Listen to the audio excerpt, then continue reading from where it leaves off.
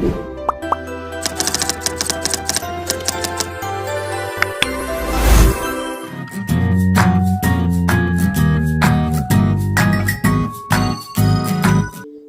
yang tak kenal dengan tokoh bangsa yang satu ini? Beliau adalah Ki Hajar Dewantara, Bapak Pendidikan Republik Indonesia. Ki Hajar Dewantara memiliki nama asli Raden Mas Suhardi Suryaningrat. Lahir di Yogyakarta pada tanggal 2 Mei 1889, Ki Hajar Dewantara merupakan seorang Menteri Pendidikan pertama Republik Indonesia. Ki Hajar Dewantara adalah seorang aktivis pergerakan kemerdekaan Indonesia, kolumnis, politisi, dan pelopor pendidikan bagi kaum pribumi Indonesia. Dari zaman penjajahan Belanda sampai pada akhirnya pada tanggal 3 Juli 1922, Ki Hajar Dewantara mendirikan Taman Siswa. Selanjutnya, pokok pemikiran Ki Hajar Dewantara. 1. Menuntun anak mencapai kodratnya. Bahwa pendidikan itu hanya suatu tuntunan di dalam hidup tumbuhnya anak. Artinya bahwa hidup tumbuhnya anak itu terletak di luar kecakapan atau kehendak sebagai seorang pendidik. Oleh sebab itu, anak akan tumbuh menurut kodratnya masing-masing.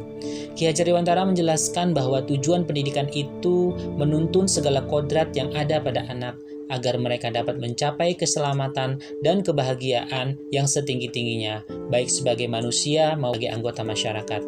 Dalam menuntun laku dan pertumbuhan kodrat anak, Ki Hajar Dewantara mengibaratkan peran pendidik seperti seorang petani atau tukang kebun. Anak-anak itu seperti biji tumbuhan yang disemai dan ditanam oleh Pak Tani di lahan yang telah disediakan. Anak-anak itu bagaikan bulir-bulir jagung yang ditanam. Bila biji jagung ditempatkan di tanah yang subur dengan mendapatkan sinar matahari dan pengairan yang baik, maka meskipun biji jagung adalah bibit jagung yang kurang baik, maka akan dapat tumbuh dengan baik karena perhatian dan perawatan dari Pak Tani. Demikian sebaliknya, meskipun biji jagung yang disemai adalah bibit berkualitas baik, namun tumbuh di lahan yang gersang dan tidak mendapatkan pengairan dan cahaya matahari serta tangan dingin Pak Tani, maka biji jagung itu mungkin tumbuh namun tidak akan optimal. Dalam proses menuntun, anak diberikan kebebasan namun pendidik sebagai pamong dalam memberikan tuntunan dan arahan agar anak tidak kehilangan arah dan membahayakan dirinya. Seorang pamong dapat memberikan tuntunan agar anak dapat menemukan kemerdekaannya dalam belajar. Anak juga secara sadar memahami bahwa kemerdekaan dirinya juga mempengaruhi kemerdekaan anak lain. Oleh sebab itu, tuntunan seorang guru mampu mengelola dirinya untuk hidup bersama dengan orang lain, menjadi manusia dan anggota masyarakat.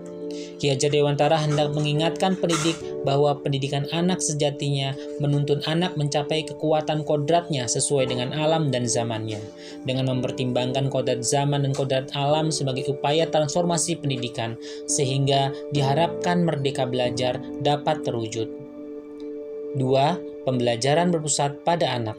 Sebagai pusat pembelajaran, kebutuhan anak harus terpenuhi. Anak perlu merasa nyaman, aman, berharga, dicintai, dan dipahami.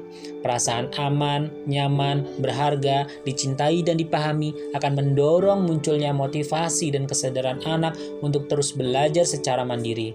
Dengan seorang pendidik melakukan pembelajaran yang berpusat pada murid, hal demikian adalah upaya pendidik memanusiakan hubungan dengan peserta didik.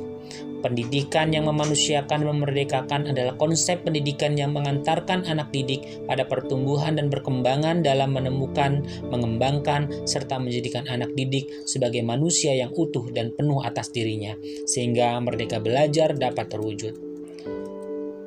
Ketiga, trilogi pendidikan.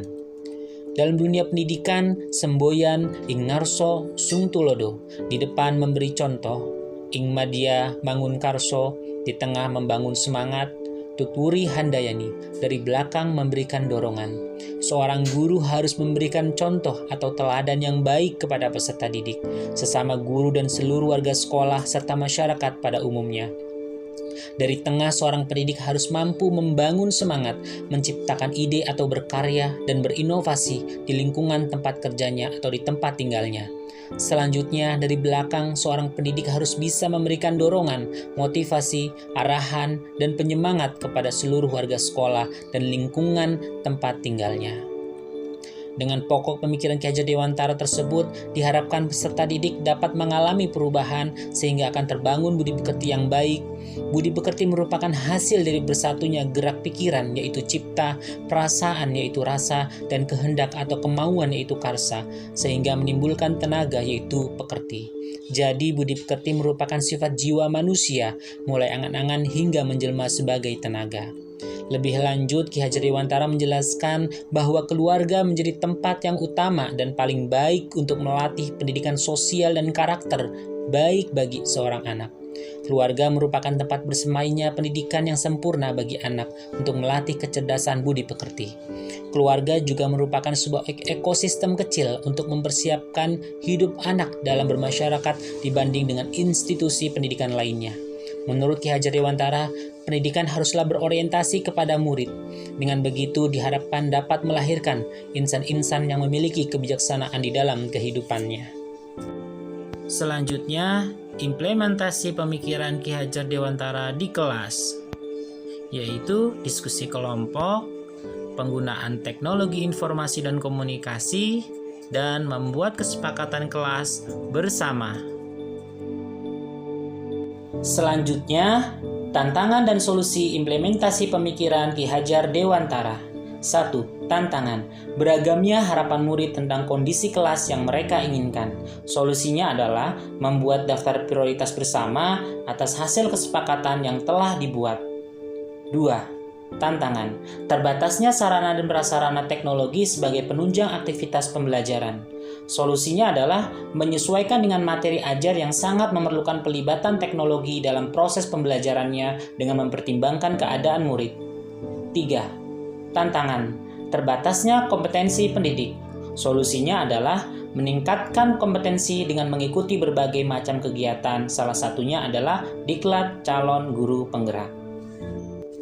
Sekian dari saya, terima kasih. Wassalamualaikum warahmatullahi wabarakatuh. Salam guru penggerak, tergerak, bergerak, menggerakkan.